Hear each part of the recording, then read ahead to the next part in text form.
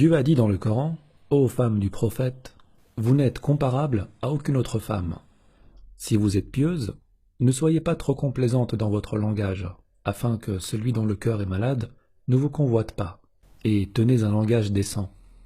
Restez dans vos foyers, et ne vous exhibez pas à la manière des femmes d'avant l'islam. Un ordre divin clair, demandant entre autres aux épouses du prophète sallallahu alayhi wa sallam de se couvrir et de ne pas s'exhiber.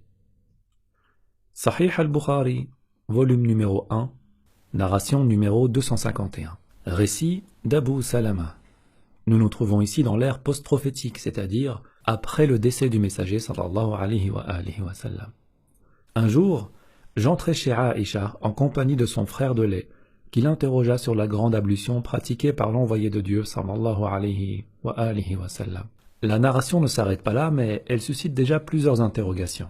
Pourquoi ces deux hommes posent cette question à Aïcha, alors qu'il existait d'autres personnes à qui il était plus décent de poser la question? Abu Bakr, Omar, Othman, Ali et beaucoup d'autres compagnons dont certains d'entre eux avaient le statut de calife.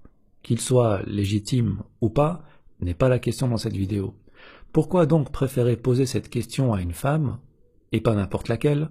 Il s'agit tout de même de l'épouse du prophète sallallahu alayhi wa sallam, et il s'agit tout autant d'une question dont la réponse nécessite au minimum de décrire des parties intimes, ce qui est déjà très gênant même entre hommes. Deuxième interrogation, pourquoi Aïcha ne les a-t-elle pas redirigés vers quelqu'un qui pourrait répondre à cette question en toute impunité? Ne risque-t-elle pas d'être complaisante dans son langage, et que celui dont le cœur est malade la convoite? Elle a donc décidé de répondre à la question de son frère de lait, qui n'est donc pas son frère de sang, mais son frère par allaitement, en présence d'Abu Salama, qui n'a aucun lien familial avec Aïcha. Lisons maintenant la réponse de Aïcha. Quel descriptif va-t-elle donner? Comment va-t-elle réussir à décrire la situation tout en restant pudique et respectueuse? Que va-t-elle faire? Aïcha se fit alors apporter un vase d'environ un sa'. Un sa' est une unité de mesure, c'est comme aujourd'hui le litre, le centilitre, le décilitre. Elle se lava ensuite et répandit l'eau du vase sur sa tête. Entre elle et nous, donc entre elle et Abu Salama et son frère de lait, il y avait un écran. Voilà comment Aïcha a répondu à la question concernant les grandes ablutions. Elle ne les a pas écrites, elle ne les a pas décrites, elle les a pratiquées, devant son frère de lait et devant un parfait inconnu. On va me dire, oui, mais il y avait un écran, on ne la voyait pas. Donc, selon cette théorie, la situation était à peu près comme celle-ci. Tiens, c'est très bizarre, on ne voit absolument rien.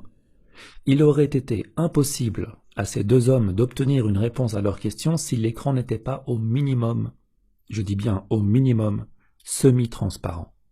S'il n'y avait pas au minimum l'ombre de Aïcha qui apparaissait derrière. Puisque Aïcha leur montre comment faire, elle ne le décrit pas, elle leur montre, il faut donc la voir faire pour comprendre la réponse. Donc l'écran devait être au minimum semi-transparent. Eh bien, ce n'est pas le cas. L'écran n'était pas semi-transparent. Regardez ce que dit la note en bas de page. Cet écran ne cachait que la partie du corps en dessous de la taille.